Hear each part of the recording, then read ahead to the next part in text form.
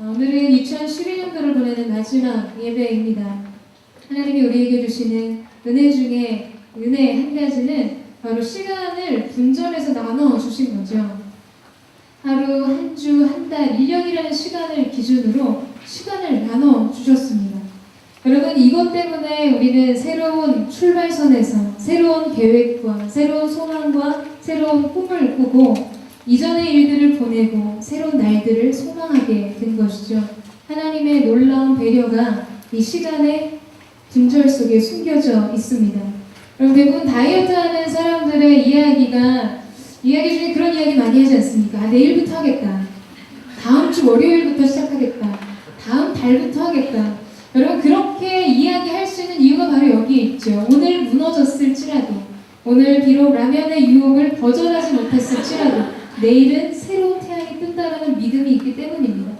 하나님께서 날과 나를 가르시고 달을 주시고 하늘을 주심으로 우리가 이전의 일들을 뒤돌아보지 않고 새로운 소망을 꿈꾸며 세계를 달려나갈 수 있는 그런 은혜를 주셨습니다.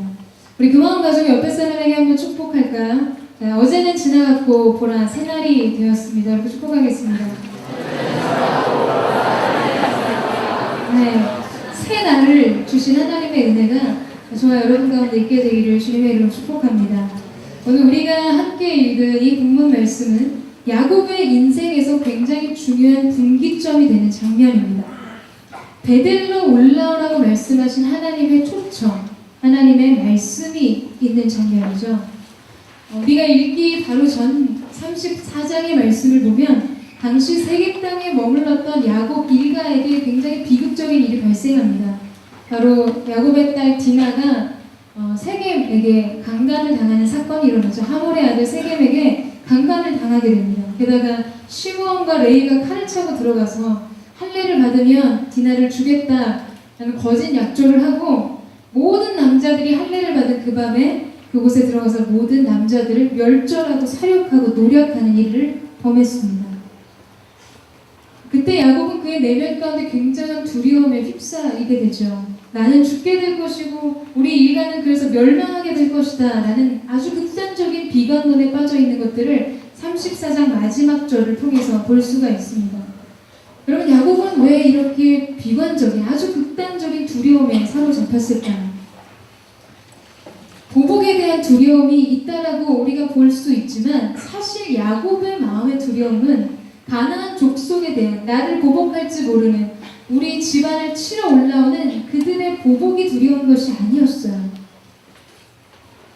그를 자비로 용납해 주시고 야복강에서 에서와의 화해를 이끄시고 그를 보호하셨던 하나님에 대한 두려움이었습니다.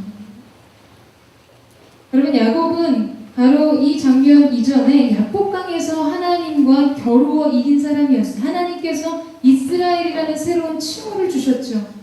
그리고 그가 두려워했던 형 에서와 극적인 화해에 성공을 하게 됩니다. 야곱은 그의 마음 가운데 이 에서의 장벽만 넘어서면 내가 뭔가 나의 모든 인생을 하나님 앞에 다 드릴 수 있는 것처럼 나의 인생을 결단해서 하나님 앞에 정말 관제로 부어드리겠습니다. 이런 헌신의 결단이 있었어요. 그렇게 하나님을 붙들고 바라보고 소망하고 하나님의 도우심을 구했지만 그는 다시 베델로 돌아가겠다는 서원을 하나님 앞에서의 약속을 잊은 채 세겜에서 10년의 시간을 보내게 됩니다. 여러분, 우리도 이와 같은 시간을 보낼 때가 많지 않습니까? 은혜를 얻기를 원하고 축복을 주신다면, 하나님 이 문제를 넘어서게 하신다면, 이 폭풍과 같은 시간 속에서 나를 보호해 주신다면 나 인생을 기쁘게 하나님 앞에 드리겠습니다. 주님이 기뻐하시는 그 일을 하겠습니다. 하나님이 부르시는 곳으로 달려가겠습니다. 여러분, 이런 부도수표를 엄청나게 날리게 돼요. 그러나 막상 하나님께서 그 어둠의 시간, 절망의 시간, 폭풍과 같이 휘몰아치는 상황과 환경을 뛰어넘게 하신 이후에 우리는 오늘 야곱이 우리 가운데 보여준 모습처럼 베델로, 가나안으로 하나님이 부르신 곳으로 나아가기보다 불순종과 불신앙의 자리 세겜에 주저앉는 일이 너무나 많음을 보게 됩니다. 베델은 잊혀진 이야기가 됐어요. 여러분, 바로 그럴 때 디나의 사건이 일어난 거죠. 바로 그때 이 아들들이 분노에 차서 그 땅의 거민들을 살육했던 사건이 일어나게 됩니다. 이 야곱의 마음의 두려움은 어떤 것을 느꼈는가? 이 모든 것이 배후의 하나님의 회초리와 같이 느꼈을 거예요. 이런 일의 발생이 결국 내가 하나님 앞에서 하지 못한, 이행하지 못한 약속 때문에 일어난 일일 거라는 두려움이 그의 내면을 사로잡았던 것입니다. 가나안 족속이 두려웠던 것이 아니죠. 여러분, 우리도 이러한 것들을 경험할 때가 많이 있어요. 하나님 앞에 약속했던 것, 하나님 앞에 주장했던 것, 하나님이 축복하시고 은혜를 주신다면 이렇게 드리겠습니다 했지만 지키지 못한 나의 약속 속에 내게 주어진 환경을 보고 두려움을 느끼는 거야. 하나님이 몽둥이로 나를 후려치시는구나, 한 대 얻어맞는구나. 이런 것 때문에 우리 내면에 두려움이 일어날 때가 있다는 거죠. 여러분, 상황과 환경으로 하나님의 사랑을 오해하지 마십시오. 하나님은 언제나 선하시고 신실하신 분이십니다. 이것은 그냥 야곱이 뿌린 씨를 자기가 거둔 것이죠. 하나님은 바로 그때 야곱에게 찾아오셔서 선하신 하나님, 사랑 많으신 하나님의 음성으로 말씀하십니다. 우리 1절 말씀을 같이 한번 다시 읽도록 하겠습니다. 시작. 내가 베델로 나가서 베델 주라. 내가 내 백성을 연습하여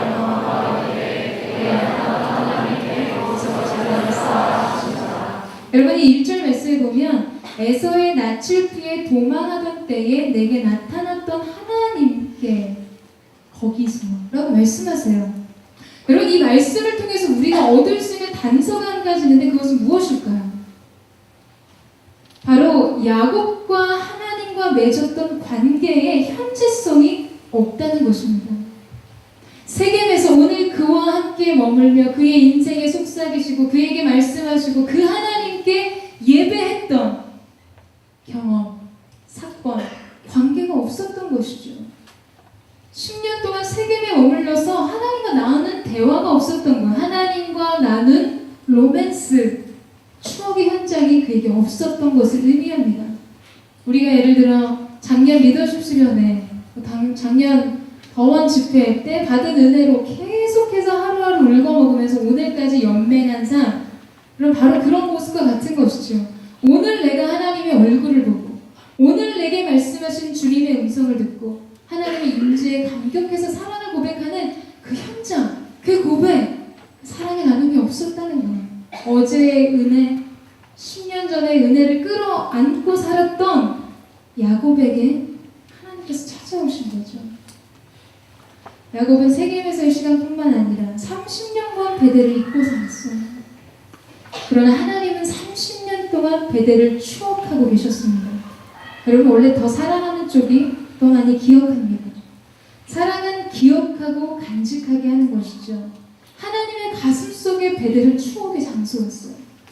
야곱의 그 눈빛을 볼 수 있었던, 하나님을 바라보고 하나님을 소망하고 그 하나님의 도우심을 구했던 그의 외침과 그의 마음과 그의 사랑의 고백과 하나님을 의뢰했던 그의 마음을 만났던 장소, 그곳이 베델이었습니다. 하나님께서 오늘 야곱에게 너는 베델로 올라오라. 이 말씀은 베델 자체가 그 장소가 주는 특별한 뭔가가 있기 때문이 아닙니다. 베델은 야곱의 마음에, 그 무뎌진 야곱의 마음에 사랑의 향수를 불러일으킬 만한 하나님과 야곱의 추억의 장소였기 때문입니다. 여러분, 우리가 영화를 보면 대부분 다시 시작하는 연인들의 모티브가 되는 것이 있지 않습니까? 바로 추억의 장소예요. 서로 우연히 연인을 그리워하면서 사랑하고 교제했던 그 카페, 그 미사리. 여러분, 그런 데 있잖아요. 그 극장. 여러분, 미사리는 좀 아닌 것 같아요. 여러분, 세대가 좀 다르지만 뭐 강남, 압구정? 그런 한복하면서 이렇게 거니는 거예요. 그 사랑을 추억하면서 곱씹으면서 그 자리를 거니는 거죠. 그리고 그때 우연히 저 건너편에서 나를 향해 걸어오는 그를 만나게 됩니다. 그리고 서로는 아무 말 없이 서로를 응시하며 쳐다보게 되죠. 그리고 갑자기 약속이라도 한 것처럼 실없는 웃음을 날리기 시작합니다. 그리고 이 실없는 웃음은 점점 한바탕 웃음으로 번지게 되죠. 막 서로 웃어요. 아무 말도 안 했고 뭐 대화도 하지 않았는데 갑자기 둘이 웃기 시작합니다. 그리고 둘이 마주보죠. 그리고 카메라는 돌아가기 시작해요.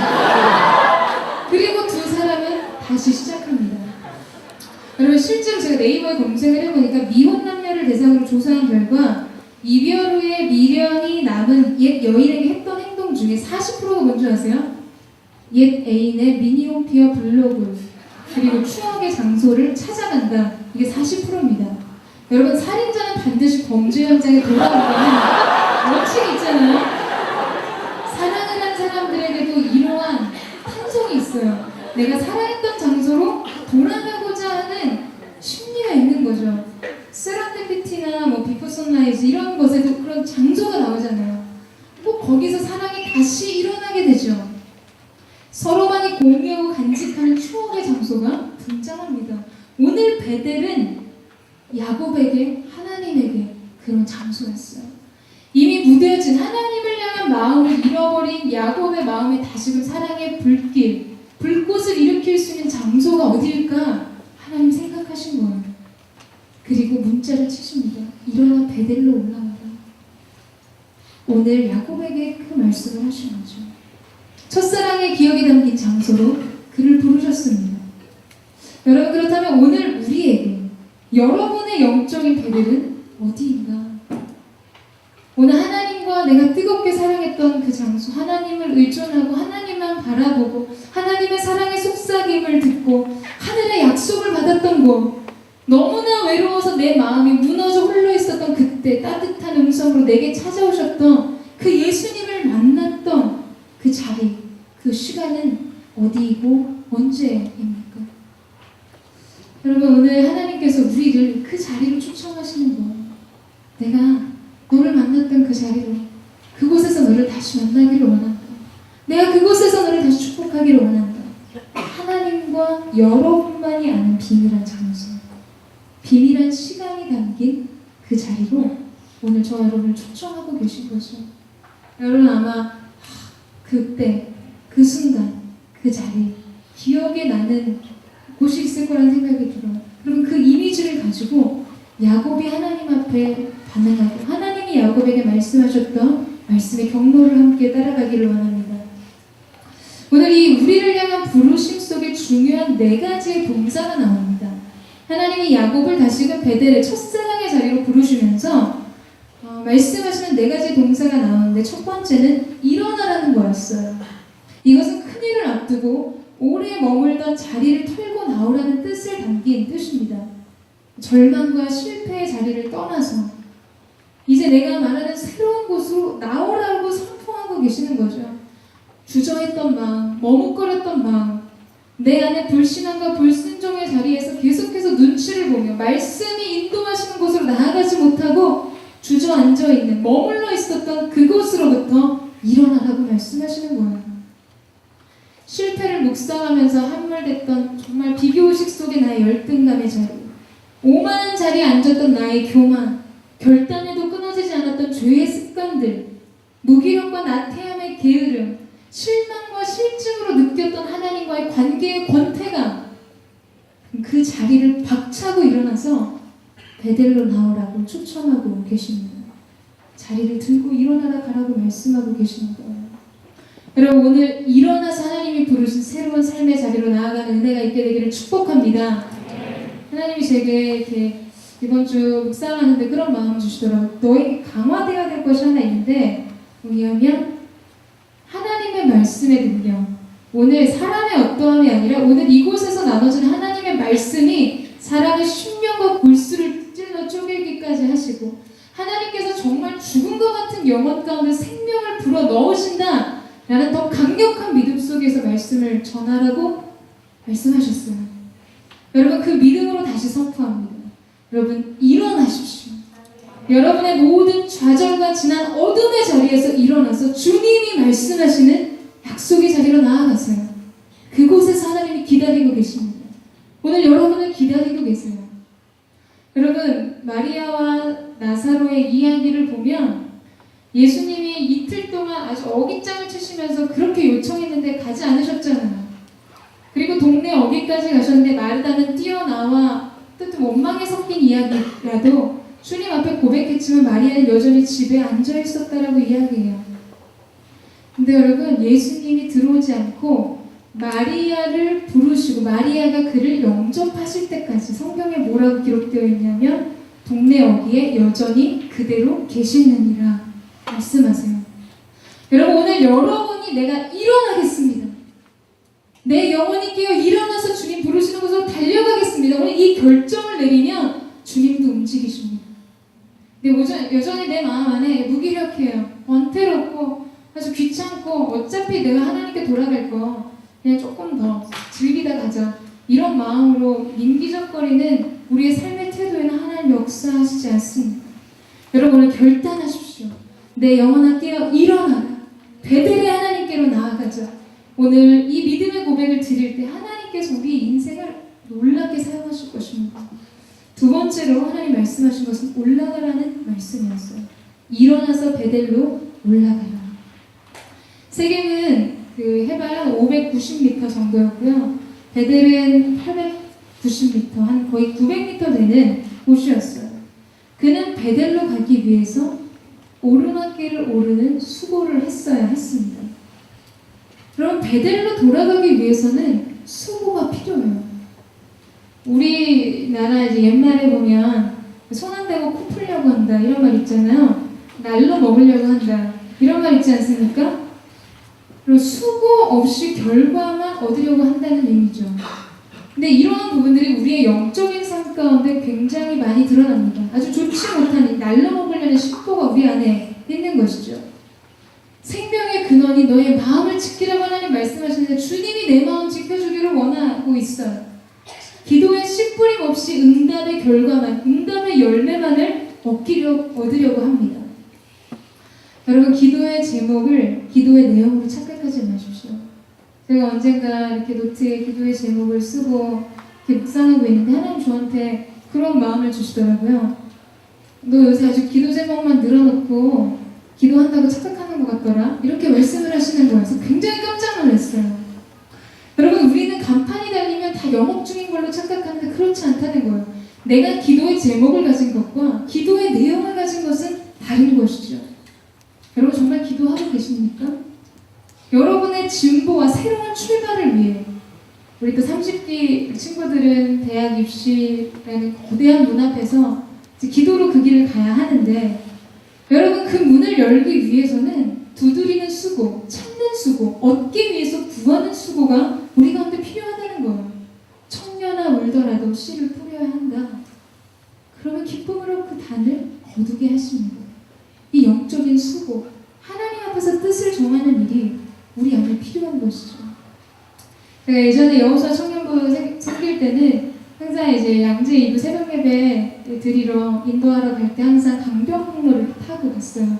거북선 나루터길로 들어가서 그 가을이 되면 여러분 갈대 숲이 생깁니다. 아시죠? 갈대 숲길 사이로 비 오는 날 새벽에 차를 몰고 가면 정말 공포 영화를 찍는 것 같이 두려운 마음이 들 때가 있어요. 왜냐하면 그 깜깜한 밤 비가 오는데 새벽에 아줌마들이 이제 코끼리 마스크 같은 거 쓰시고 완전 무장하고 무섭게 팔과 다리를 일자로 펴 경보를 하고 계세요. 처음에 그걸 볼 때 정말 호러 영화를 보는 것 같은 마음이 들었어요. 얼마나 처음에 놀랐는지 몰라요. 비가 오는 날. 그리고 특히 그때 이제 제가 괴물을 뒤늦게 봤거든요. 영화 괴물이 한강 변에서 튀어나오잖아요. 사람들 잡아가고 그러는 연상과 이렇게 더불어서 굉장히 무서운 마음이 들다가도 참 대단하다 싶습니다. 육신의 건강을 위해서, 육신의 몸매를 위해서 여러분 그런 수고를 하는 거예요. 그런 훈련을 합니다. 여러분 무섭지 않으세요? 근데 여러분 우리가 정말로 뭐 형제들 식스팩을 뭐 만들고 자매들 다이어트를 위해서 그 수많은 유혹을 거절하는데, 우리가 영적인 나의 체질 개선을 위해, 영적인 나의 건강을 위해서는 어떠한 경건의 훈련을 하고 있는가, 어떠한 수고를 하고 있는가.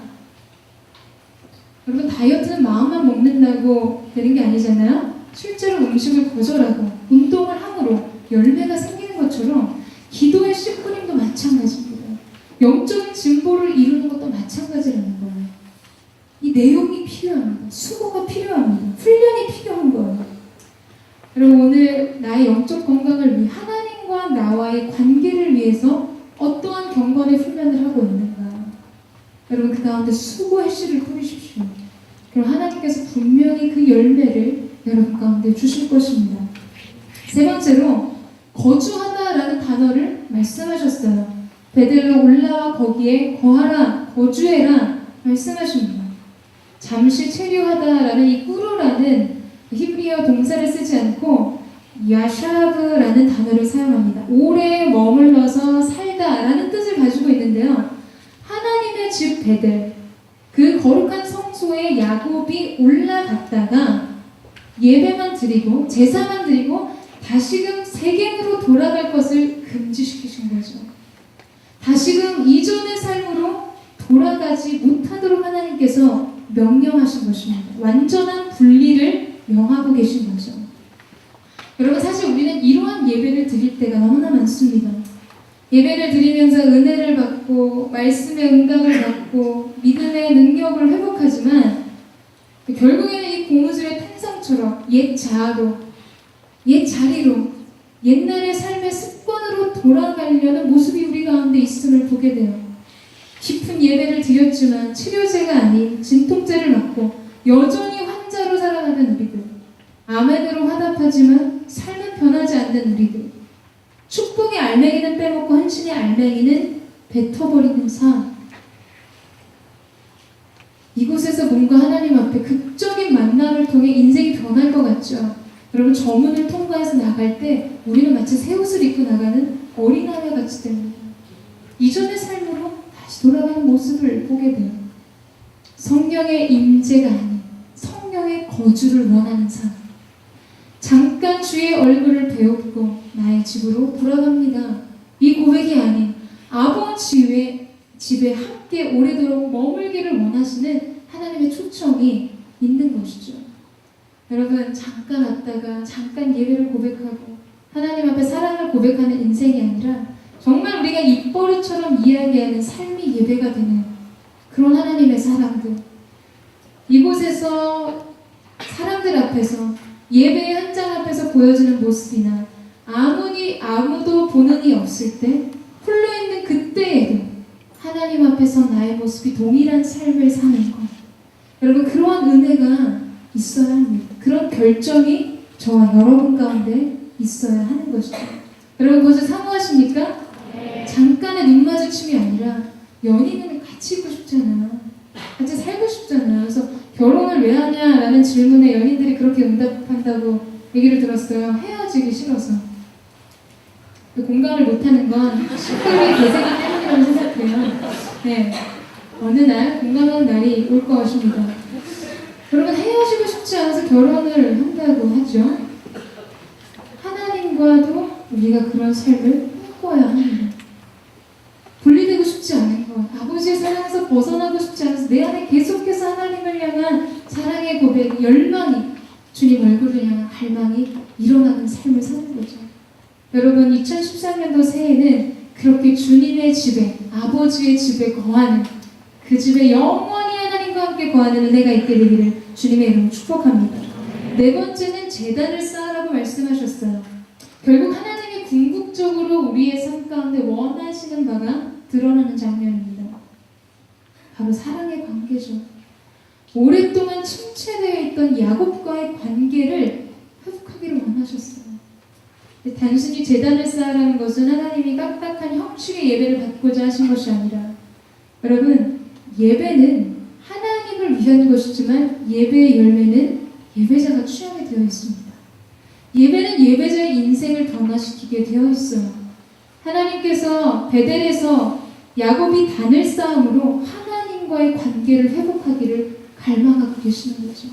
아버지의 사랑의 그 외침, 애처롭기까지 한 하나님의 사랑의 외침이 야곱에게 들려지는 것입니다. 한 노년에 접어든 아버지가 있었습니다. 아버지에게는 한 아들이 있었고, 어느 날 차창밖을 바라보면서 아버지가 이 아들에게 그런 질문을 합니다. 예, 저 밖에 있는 새는 무슨 새니? 아들이 대답해요. 까치요. 아버지가 다시 묻습니다. 예, 저 밖에 있는 새는 무슨 새니? 아들이 대답합니다. 아, 까치라니까요. 아버지가 세 번째로 다시 묻습니다. 야, 저 밖에 있는 새는 무슨 새니? 아들이 화를 내며 소리를 지릅니다. 여러 번 버전을 해야 돼요. 여러분 평소에 나오는 버전 있잖아요. 아, 진짜 까치라고 좀 몇 번 얘기해. 왜 자꾸 나한테 물어보는 거야? 이런 반응이 우리에게 이제 일반적이지 않죠? 그때 아버지는 물끄러미 아들을 바라봅니다. 그리고 아들에게 내 방 책장 위에 일기장을 꺼내서 몇 년 몇 월째 일기를 읽어보라고 합니다. 그리고 그곳에는 이런 일기가 적혀 있었어요. 오늘 작은 아이가 내게 물었다. 아빠 창밖에 새는 무슨 새야? 나는 대답했다. 까치란다. 아들이 다시 물었다. 아빠 창밖에 새는 무슨 새야? 저건 까치란다. 아들이 다시 내게 물었다. 아빠 창밖에 새는 무슨 새야? 저건 까치란다. 오늘 아들은 내게 창밖의 새가 무슨 새냐고 28번 물었다. 나는 뛸 듯이 기뻤다.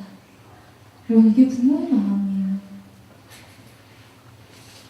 여러분, 절대 부모가 자식을 향한 사랑을 이길 수가 없습니다. 상상할 수 없어요. 우리가 하나님 앞에 내 생에 가장 순전하고 가장 정련된 사랑을 고백한다고 말할지라도 우리를 향한 하나님의 사랑과 비교할 수 없습니다. 여러분, 똑같은 질문 3번 해도 이 짜증이 막 폭발하잖아요. 까칠하니까. 28번의 아들의 질문에 저건 까칠한다. 뛸 듯이 기뻤던 아버지의 마음. 이것이 야곱을 향한 하나님의 사랑의 고백이었어요. 이것이 오늘 여러분을 향한 하나님의 사랑의 마음입니다. 반복적인 사소한 질문에서도 그저 자기를 바라보는 아들의 시선이 너무 사랑스럽고 좋아서 가슴이 뛰고 벅차고 감격스럽고 뛸 듯이 기뻤던 아버지의 마음. 여러분, 이것이 우리를 향한 하나님의 마음인 거죠. 관계 속에서 대화하기를 원하고 그저 함께 있는 것만으로도 기쁨을 이기지 못한 하나님. 너희 하나님 여호와가 너희 가운데 계시니 그는 구원을 베푸실 전능자시라. 그가 너로 인해 기쁨을 이기지 못하시며 너를 잠잠히 사랑하시며 너로 인해 즐거이 부르며 기뻐하시리로다. 여러분, 그 마음을 느끼세요? 하나님이 우리를 향한 아버지의 그 사랑의 고백이 견딜 수 없는 사랑, 마치 폭발할 때 쏟아지는 기쁨을 이기지 못하는 하나님의 사랑, 강물처럼 오늘 저와 여러분 가운데 흘러가고 있는 것입니다. 이번 주에 이제 어저께 LTC를 하면서도 MC단과 기도 제목을 나눌 때 모두의 이제 공통적인 거의 대부분의 기도 제목이 하나님과의 관계의 문제더라고요. 하나님과 이런 관계를 더 맺기를 원하는데 내가 부족해서 그게 잘 회복이 안 됩니다. 여러분, 근데 사실 저는 그 이야기를 들을 때마다 너무 신비스러워요.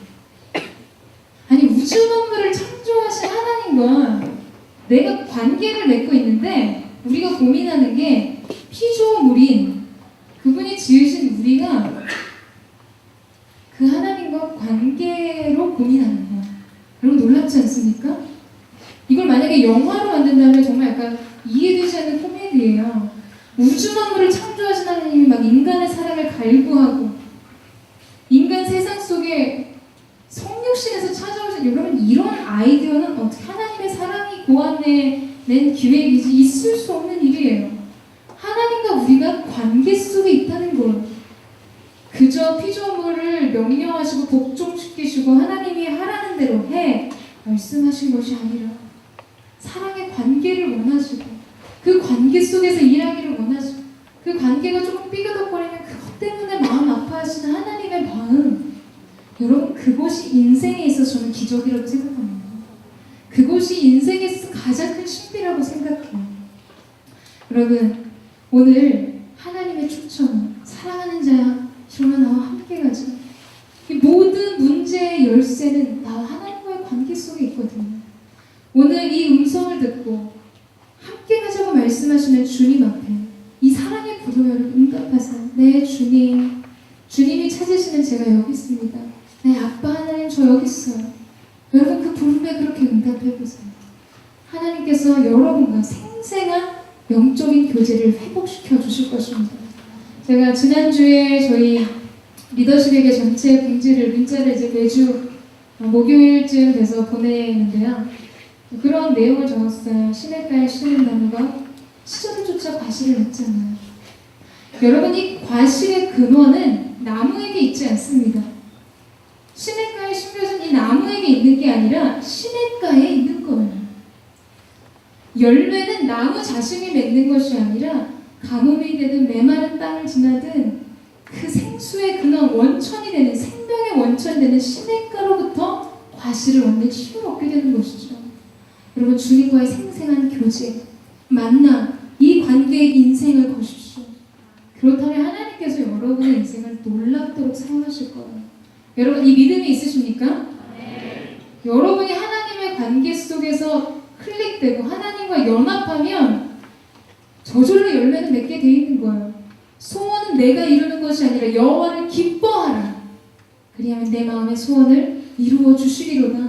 소원은 하나님이 이루시는 겁니다. 우리는 다만 그분을 기뻐하는 것이죠. 오늘 이렇게 하나님의 초청의 메시지를 들은 야곱은 자신의 불순종과 불신앙에도 불구하고 여전히 자기를 찾으시고 부르시는 하나님 앞에 새 마음과 새 뜻을 결정해서 나아갑니다. 우리 2절 말씀 같이 한번 읽도록 하겠습니다. 시작.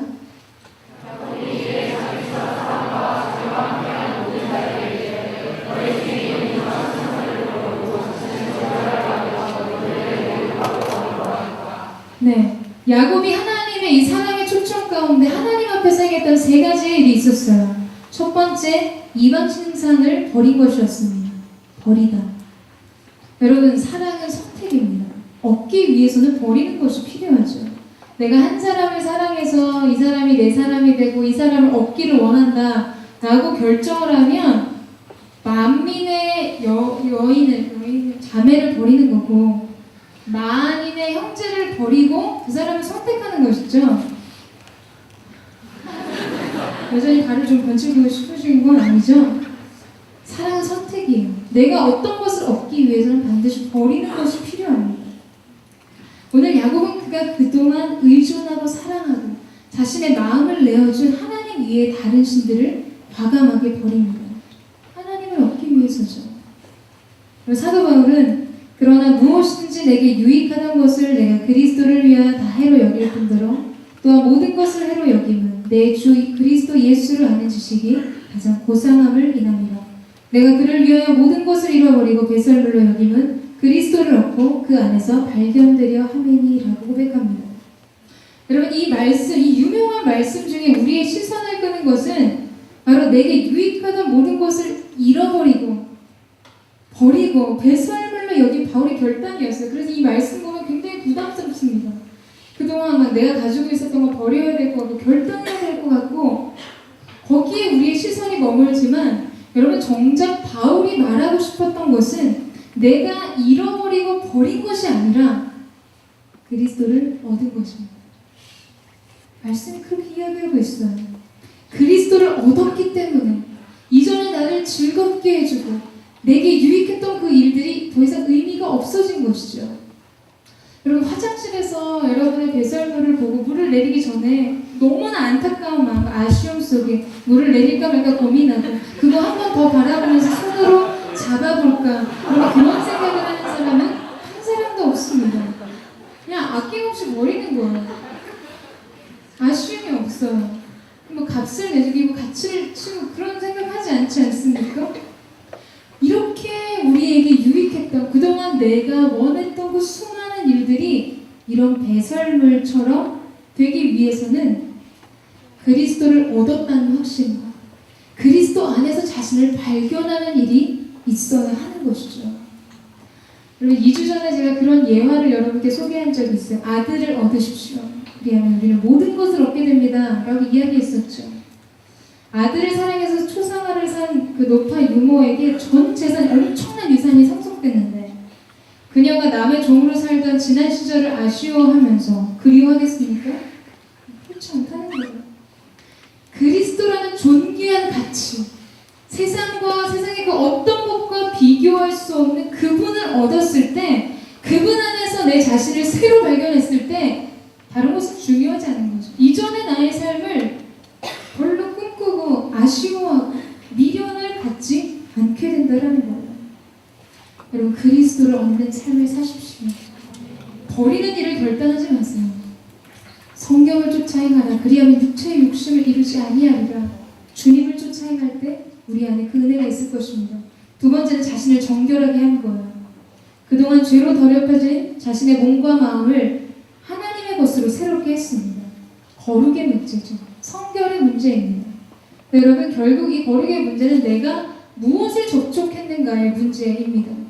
유대 정결법을 보면 부정한 것을 만지면 부정해지잖아요. 그래서 진 밖에 일주일 동안 혼자 나가서 거룩을 회복하고 다시 진중으로 돌아오는 그런 법들이 있었죠. 결국 우리의 영혼의 정결, 우리 영혼의 거룩의 문제도 내가 지금 무엇을 만지고 무엇과 접촉하고 있느냐의 문제라는 거예요. 내가 하나님께 속한 말씀과 그 임재 안에서 주님을 바라볼 때 여러분, 우리의 영혼은 거룩으로 옷 입게 되어 있습니다. 우리의 영혼을 씻어주시는 거예요. 내 마음이 세상의 부귀와 명예와 세상의 유익과 접해 있으면 그곳에 우리의 마음을 빼앗기면 우리는 우리의 마음에 거룩을 잃어버리는 것이죠. 여러분, 우리의 마음 가운데 하나님이 주시는 거룩의 영의 회복이 있게 되기를 주님의 이름으로 축복합니다. 그래서 우리가 하나님 앞에 성결, 거룩의 영으로 주님을 예배하는 은혜가 필요한 것이죠. 마지막 세 번째, 그들은 의복을 바꿔 입습니다. 이 의복이란 신분을 나타내는데 이 새 옷을 입었다는 것은 달라진 신분을 의미합니다. 옛사람의 옷, 죄된 습관을 버리고 그리스도께서 주신 새 옷을 입는 것이죠. 여러분, 2013년도 새해가 밝을 때 정말 주님과 함께 새 길을 가기 원하십니까? 정말 아멘이세요? 그렇다면 우리는 변화를 경험해야 합니다. 옷을 바꿔 입는 일이 필요한 것이죠. 우리의 생각과 내면이 변화되어야 되는 거예요. 하도 레미제라블을 극찬하시고 강추하셔가지고 최고의 영화였다.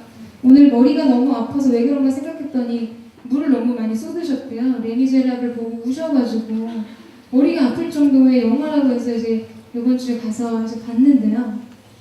여러분, 거기서 장발장의 변화는 그가 의지와 결단으로 세상을 사랑했다. 여러분, 그것으로 되지 않았어요. 아시죠? 용서를 통해서. 그가 용서를 통해서 자신과의 화해를 이룹니다.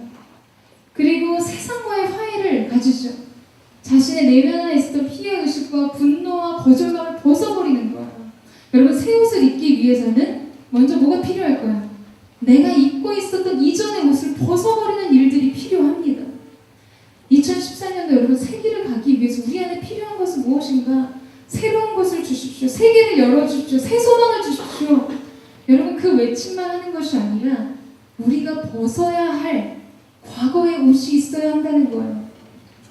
시험에 대한 실패가, 내가 사랑했던, 인정받고 싶었던 사람에게 인정받지 못한 거절감, 내 상처를 끌어안고 사는 분노와 적개심 같은 것, 뭘 하며 살아야 되나 비전에 대한 두려움, 열등감 때문에 계속해서 더 움켜쥐게 되는 이 자존심의 문제, 이 모든 것을 하나님 앞에 벗어버려야지 주님이 우리 가운데 아름답게 지어 입히시는 새 옷을 입을 수가 있는 것입니다.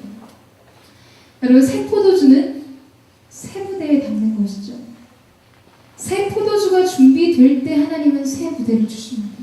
우리는 왜 나한테 새로운 길이 안 열려? 왜 새로운 소망을 안 주시는가? 왜 새로운 일을 행하지 않으시는가? 원망해요. 여러분, 그 원망을 그치십시오. 당신이 변해야 합니다. 우리에게 있는 이 누더기와 같은 옷을 벗어버려야 하나님이 새 옷을 입히시는 거예요. 여러분, 야복강에서 야곱이 하나님과 씨름하면서 계속해서 얘기했던 날 축복해달라고, 에서의 마음을, 형님의 마음을 바꿔달라고 기도했지만 결국 하나님께서 바꾸신 것은 여러분 무엇이었죠? 야곱의 화법뼈를 치시고 야곱을 변화시키셨어요. 야곱을 바꾸셨어요. 성공에 대한 집착과 자기 애로 가득 찼던 야곱의 마음을 하나님 의지하고 자기 인생을 붙잡고 있던 모든 손에 힘을 빼는 하나님 바라보는 사람으로 변화시키셨습니다. 여러분, 새 부대를 원하세요? 새 부대를 원하십니까? 여러분이 새로운 여러분이 변해야 가정이 변하고, 여러분이 변해야 공동체가 변하고, 내 자신이 변해야 내 인생의 길이 새롭게 열리는 것입니다. 여러분, 그 일들을 우리가 꿈꿔야 돼요. 하나님 오늘 그것을 우리에게 말씀하고 계시는 거죠. 이렇게 야곱은 자기 인생을 치장했던 허영과 자랑과 그 모든 것을 상술이 나무 아래 묻습니다. 이 땅에 묻는다라는 행위는 죽음과 소멸, 완전한 소멸을 의미하는 것이죠. 곧 야곱 자신의 죽음을 상징적으로 보여주는 것입니다. 여러분, 바로 그때 야곱이 자기의 자아의 죽음을 경험한 그때 하나님께서 행하신 일이 있었어요. 우리 5절 말씀 함께 읽겠습니다. 진짜 그들이 떠났으나 야곱을 추격하는 자가 없었다. 여러분, 말씀 초반에 이야기한 것처럼 야곱이 가나안 족속들의 보복을 두려워해서 나는 죽게 되었고 우리 가정은 멸망하게 되었다라는 극단적인 발언을 했습니다. 그런데 지금의 말씀은 야곱이 두려워했던 그들이 야곱을 두려워하게 될 거라고 말씀하십니다. 여러분, 우리가 하나님과의 바른 관계를 회복하고 내가 하나님 한 분을 두려워하면 세상이 우리를 두려워하게 되어 있습니다. 내가 하나님 한 분을 소망하면 그분이 우리를 도우시는 것이죠. 하나님의 지키심과 정말로 아브라함에게 주셨던 그 약속을 이루는 언약의 상속자로 야곱을 축복하시는 것을 보게 됩니다. 여러분, 결국 하나님의 결론은 축복이에요. 35절 이후에 작년에 하나님은 야곱의 이름을 다시금 이스라엘이라고 부르시고 많은 축복을 내리시죠. 결국 베델로 올라오고 이방의 신상을 버리고 결단하고 거주하고 회복하고 굉장히 지키기 어렵고 불편하고 머뭇거렸던 나의 삶 가운데 하나님 부르시고 순종을 요구하시는 이유가 무엇인가? 그것은 우리를 위함이라는 거예요. 우리에게 축복하시기 위함입니다. 우리를 위해 주님이 부르시는 거예요. 내가 오늘 이 일에 순종하면서 하나님 위해서 하나님을 이롭게 하는 게 아니라 결국에는 우리에게 어떤 것을 하나님이 요구하실 때, 어려운 일을 요구하시고 부르실 때 거기에는 하나님의 축복이 숨겨져 있는 것이죠. 여러분, 어려운 일을 만나거나 어려운 자리에 부름을 받은 분 계십니까? 기쁘게 달려가세요. 그것이 축복의 문을 여는 열쇠가 될 것입니다. 때로 고난은 축복을 가장 하나님의 선물이에요. 오늘 그 은혜가 저와 여러분 가운데 있게 되기를 주님의 이름으로 축복합니다. 말씀을 마치도록 하겠는데요.